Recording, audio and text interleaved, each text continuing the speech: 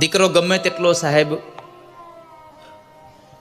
ખરાબ કામ કરે, માને ગમે તેમ કહે, પણ છતાં એ માં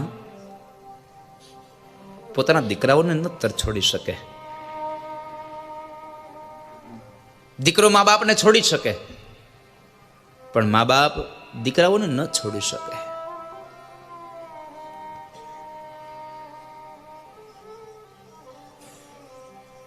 અત્યારે સમયાંતર એવો આવી ગયો છે, આ કલીના કાળમાં વૃદ્ધાશ્રમોની કેટલી બધી સંખ્યા વધતી જાય છે. મા બાપ બે જ વખત દુઃખી થાય છે જિંદગીમાં. એક દીકરી ઘર છોડે ત્યારે. મા બાપ જિંદગીમાં બે વાર દુઃખી થાય, એક દીકરી ઘર છોડે ત્યારે અને એક દીકરો એને તરછોડે ત્યારે. આ બે વાર મા બાપ દુઃખી થાય છે.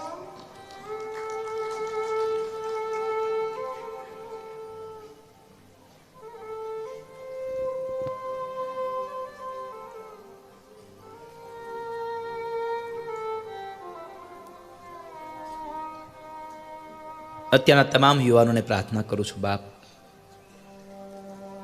મા બાપનું જતન કરજો. એને કેટલા કેટલા સ્વપ્નાઓ આપણી પર સેવ્યા હોય છે.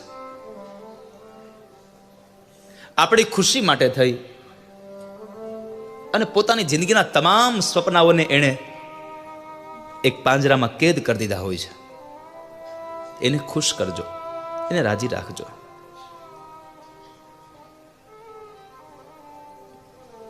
જિંદગીમાં બધું જ તમે ભૂલી જાઓ તો ભલે ભૂલી જાઓ, કદાચ તમારી જાતને ભૂલી જાઓ તો ભલે ભૂલી જાઓ, પણ તમારા મા બાપને ન ભૂલશો.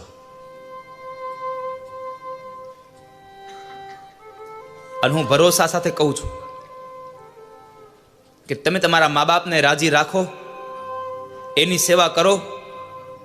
દુનિયામાં એક પણ વ્યક્તિની સેવા કરવાની તમારે જરૂર નથી સાહેબ. તમે તમારા મા બાપની સેવા કરો, ખાલી એને રાજી રાખો. ઘણી ઘણી વખત એવું સાંભળવા મળતું હોય મને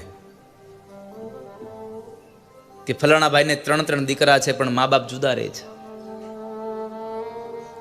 હું હમણાં મહારાષ્ટ્રમાં કથા કરવા ગયો. બાપુ ત્યાં કેદારેશ્વર મહાદેવ છે, આપણે પુષ્પદંતનું, જેમને શિવ મહિમ્ન સ્તોત્ર લખ્યું એ પુષ્પદંત. અને અત્યારનું જે દક્ષિણ કાશી કહેવાય, અનેક પુરાતન મંદિરો છે ભગવાન શિવના અને બધા થઈને. તો ત્યાં કેદારેશ્વર મહાદેવ, અને એ મંદિરે મેં એક દ્રશ્ય જોયું બાપુ. વૃદ્ધો બધા મંજીરા અને કરતાલો લઈ અને ભગવાનના નામની અખંડ ધૂન ગાતા હતા. એટલે મેં વળી એમને આમ સહજતાથી ત્યાંના મારા આયોજકો સાથે હતા, એટલે મેં વાત કરી, બહુ સારું કે મેં કીધું વડીલો અહીંયા આટલી અખંડ ધૂન હકાવે. એક વ્યક્તિએ મને કીધું, દાદા આ બિચારાઓ બધા પોતાની નોકરી કરે છે. હું તો વિચારવા પડી ગયો, નોકરી છે ને? તો કહે છે કે જેના દીકરાઓએ મા બાપને કાઢી મૂક્યા છે ને, એને અહીંયા અમે રાખીએ છીએ અને અખંડ ધૂન હાલે છે. બધાયનો વારો હોય છે 3 કલાક ધૂનમાં આવવાનો.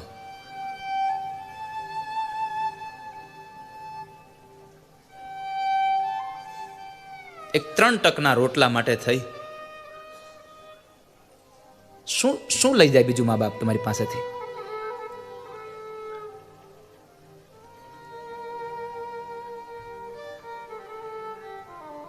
કોઈ દિવસ કોઈ મા બાપે કોઈ દીકરાની સંપદાને હડપ લીધી હોય એવો દાખલા છે જ નહીં.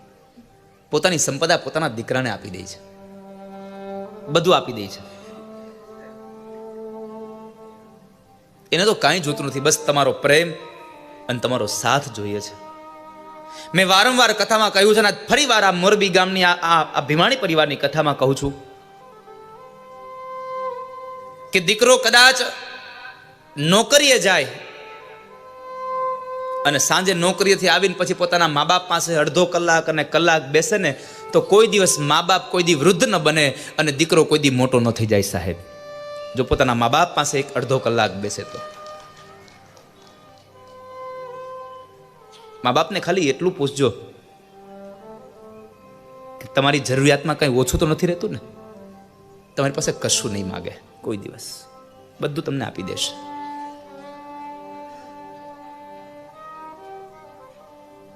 અને આ દુનિયામાં બધું જ આ જગતમાં મળે છે, પણ મા અને બાપનો પ્રેમ કોઈ દિવસ નહીં મળે. જેટલું ઊંચું સ્થાન માનું છે એટલું જ ઊંચું સ્થાન બાપનું પણ છે સાહેબ. બાપ પણ એટલો જ ઊંચો છે. દિવાળીનો તહેવાર આવે, પરિસ્થિતિ ખરાબ હોય તો દીકરાના શરીર ઉપર નવા કપડાં હોય અને બાપ એમ કહેતો હોય મેં તો હજી હમણાં જ કપડાં લીધા છે, હું એ કપડામાં નવું વર્ષ ચલાવી દઈશ.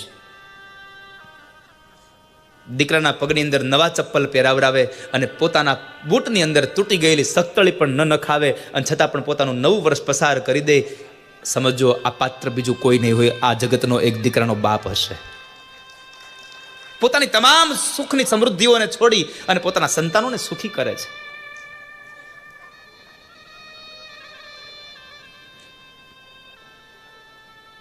તમારા અનેક રૂપિયાઓ હોય છતાં મા બાપ રાજી નહીં હોય, તમારા રૂપિયાની કોઈ કિંમત નથી વાલા.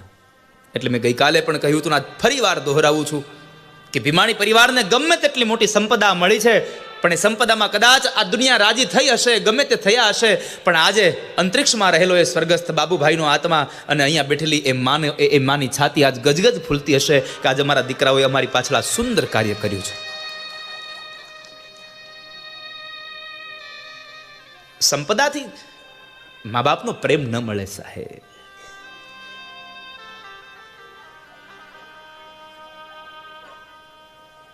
એટલે અમારો પુનિત મહારાજ અંતિમ પંક્તિમાં એક વાક્ય લખે છે, ધન ખર્ચતા મળશે બધું, પણ માતા પિતા મળશે નહીં.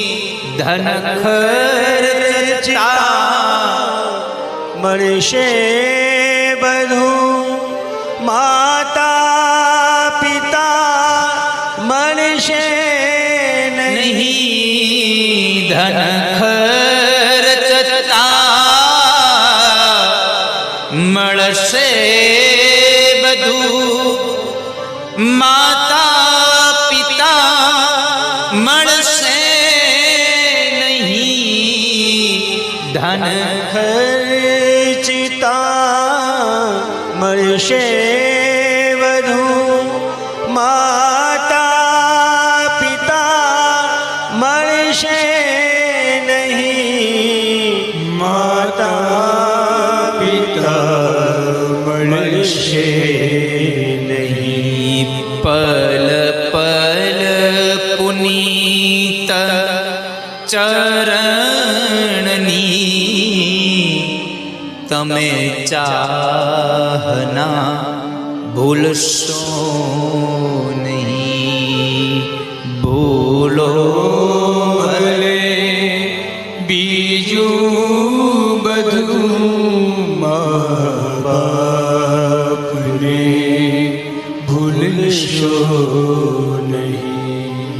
અગણિત છે ઉપકાર એના, એ હવી સરસો નહીં.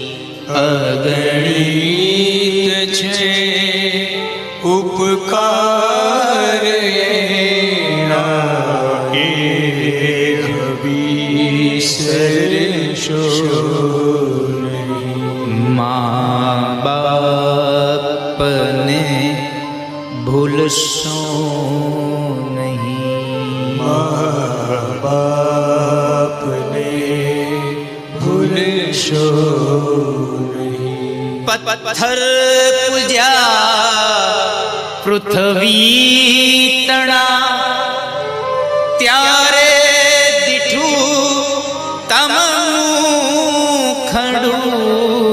પથ્થર પૂજા, આ દુનિયાના જેટલા પથ્થરો હતા એ પથ્થરોની અંદર ભગવાનને જોયા અને ભગવાનને તરીકે પૂજ્યા ને ત્યારે આપણા મોઢા જોયા છે. હે પુનીત જનના કાળજા પથ્થર બની છુંદશો નહીં. આપને ભૂલશો નહીં. માં પ્રસૂતિએ ભવાનીને આવકાર આપ્યો છે, કારણ કે માં સ્વીકાર્યા વગર રહી જ ન શકે. મોઢેથી બોલું માં મને હાચે બાળપણ સાંભળે, પછી મોટપની બધી મજા કડવી લાગે કાગડા. માં તો માં છે સાહેબ. ભગવાનથી એક દોરાવા ઉપર જેનું સ્થાન એટલે માં. પ્રભુના એ પ્રેમ તણી પૂતળી રેલો, અને જગથી જુદેરી એની જાત જો જનની જોડ સખી